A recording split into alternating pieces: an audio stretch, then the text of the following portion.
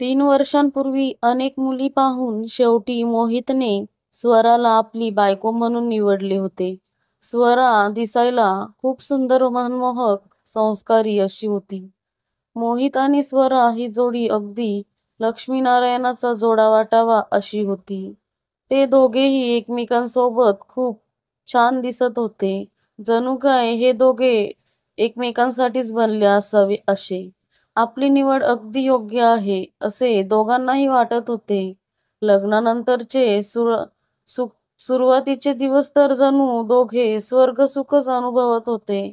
ते एकमेकांच्या खूप जवळ आले होते. ते दोघेही एकमेकांवर खूप प्रेम करत होते. कुठेही निघाले तरी ते दोघे कायम सोबत असत. लोकही त्यांच्याकडे मोठ्या कौतुकाने पाहत राहायचे. असे छान दिवस आनंदात जात होते.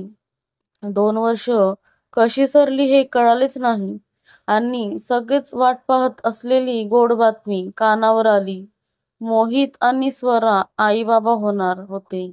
घरात तर आनंदाला अगदी उधाण आले होते. मोहित स्वराची अगदी तळहाताच्या फोडाप्रमाणे काळजी घेत होता. तो खूप खुश होता. असेच दिवस सरत होते. आपल्या होणाऱ्या बाळाचं स्वप्न पाहत दोघेही खूप खुश होते. मुलगा असो वा मुलगी, ते आपले लाडके पिल्लू असेल असे दोघांनाही वाटत होते. त्या दोघांनी येणाऱ्या बाळासाठी खूप स्वप्न बघितली होती. बाळासाठी आपण कुठेही कमी पडायचे नाही. चांगले संस्कार द्यायचे. त्याच्या उज्ज्वल भविष्यासाठी जमेल ती तरतूद करायची असे दोघांनीही ठरवले होते. अखेर तो दिवस आला.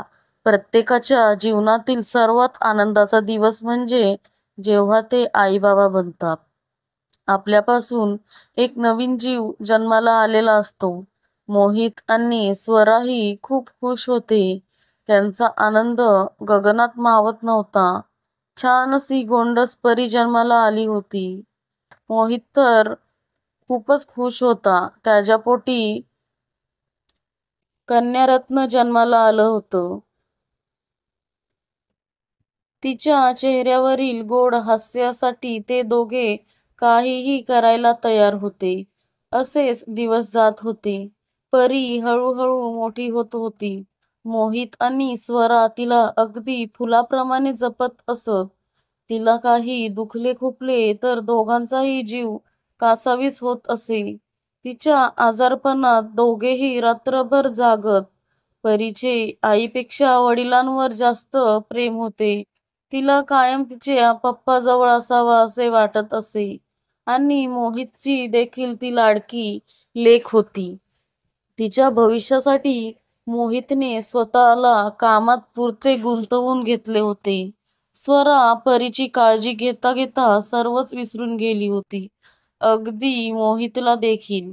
तिचे मोहितवरही लक्ष आता कमी होऊ लागले होते. दोघांमध्ये संभाषण खूप कमी व्हायला लागले होते.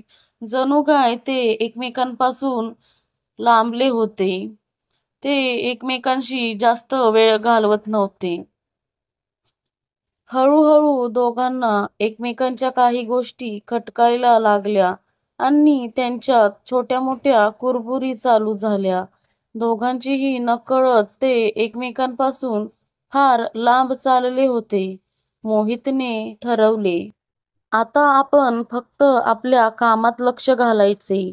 तो जास्तीत जास्त वेळ त्याच्या ऑफिसमध्ये घालवायला लागला. तिथेच त्याची ओळख नुकतीच जॉईन झालेल्या मायासोबत झाली. माया दिसायला अगदी साधी, सावळी पण आकर्षक होती. स्वभावही छान होता तिचा. आपल्या कामात तरबेज होती, सुस्वभावी होती. कुणावरही मोहिनी घालेल अशीच ती होती.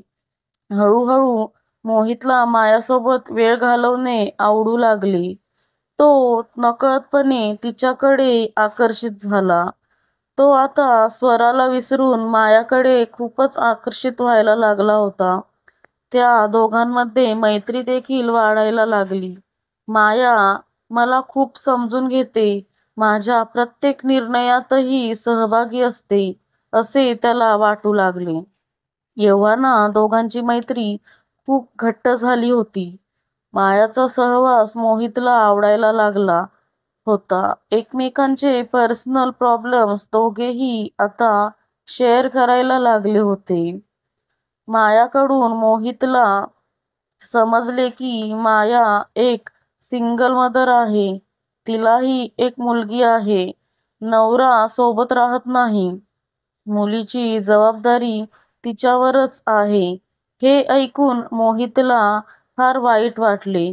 आपण तिला कशाप्रकारे मदत करावी ह्याचाच विचार त्याच्या मनात चालला होता.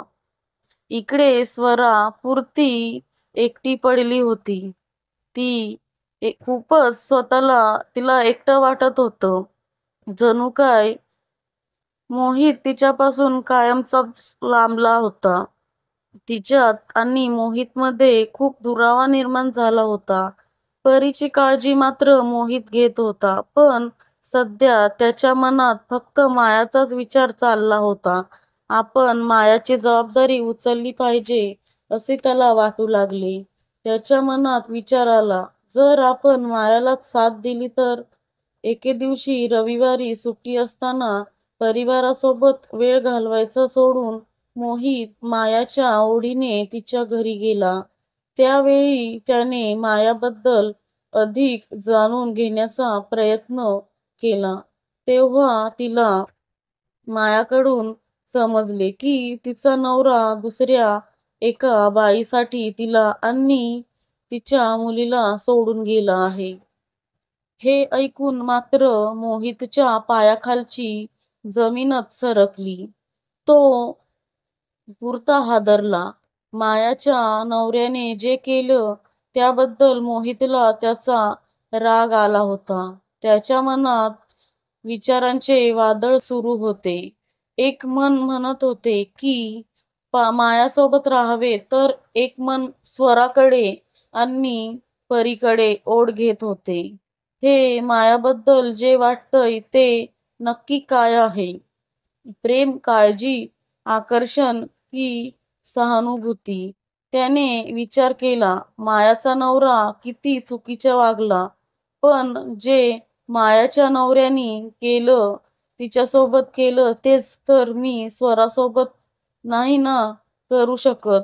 आणि या विचाराने तो सुन्न झाला. त्याच्या लक्षात आले की हे चुकीचे आहे.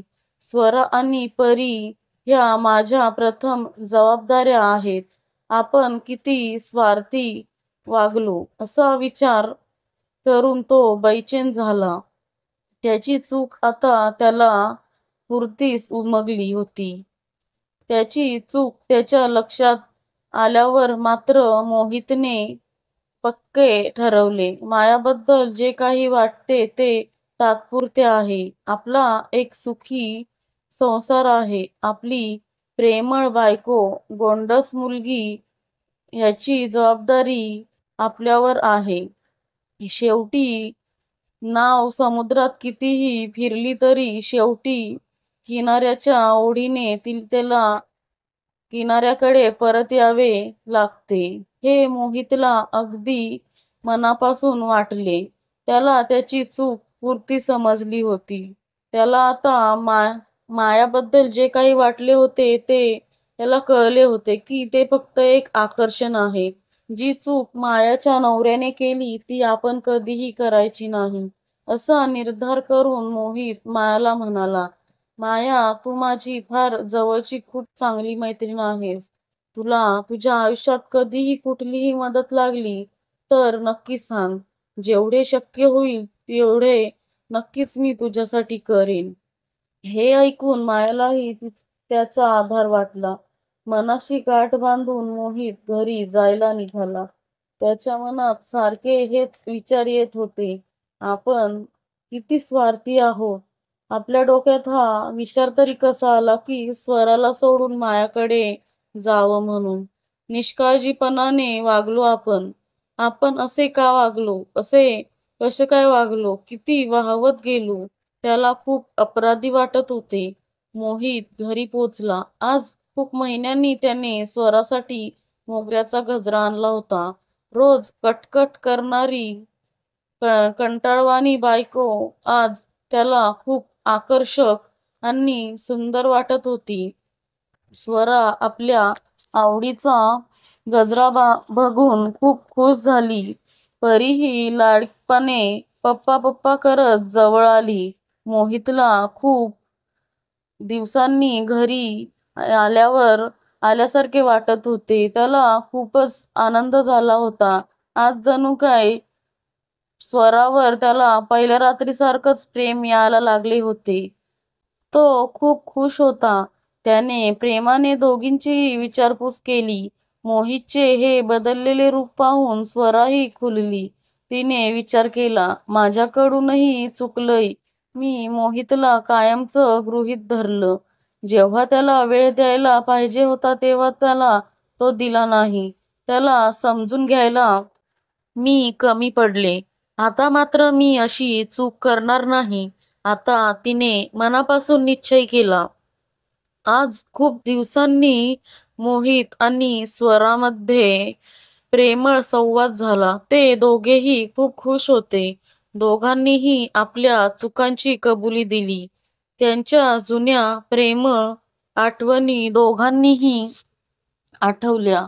आज स्वराशी बोलताना मोहितला ती खूपच लाघवी आणि गोड वाटत होती. त्याला अगदी लग्नाच्या सुरुवातीच्या दिवसातली स्वरा आठवली आणि तो पुन्हा तिच्या प्रेमात पडला. परीच्या चेहऱ्यावर पण हास्य होते. ती आनंदाने इकडे तिकडे बागडत होती. खूप दिवसांपासून आज जे हरवले होते ते आज गवसले होते. तर मित्रांनो, तुम्हाला ही कथा कशी वाटली ते कमेंट बॉक्समध्ये नक्की कळवा आणि अशाच नवीन नवीन कथा ऐकण्यासाठी चॅनेलला सबस्क्राईब करा. धन्यवाद.